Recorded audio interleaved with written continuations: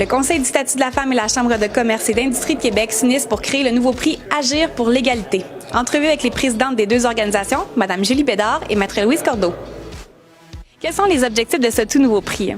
En fait, c'est qu'on souhaite faire rayonner, faire reconnaître finalement les initiatives des entreprises collectives, PME, grandes entreprises, afin de mettre en lumière finalement les initiatives en milieu de travail pour assurer des milieux sains. Madame Cordeau, en quoi est-ce important d'avoir un milieu de travail sain et égalitaire?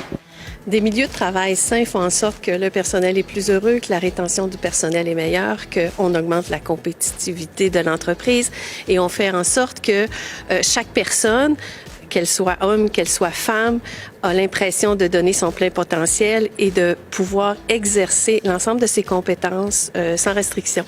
En quoi l'égalité est importante pour vous et pour la Chambre? En fait, c'est qu'on croit que, comme le disait Louise, une meilleure compétitivité passe par une équipe complémentaire. Et dans ce contexte-là, l'égalité, la parité, pour nous, c'est important. Première année cette année avec un conseil d'administration qui est paritaire, une équipe de direction qui vient tout juste d'être paritaire aux côtés de moi. Donc, la force de la complémentarité et de la parité, c'est exceptionnel.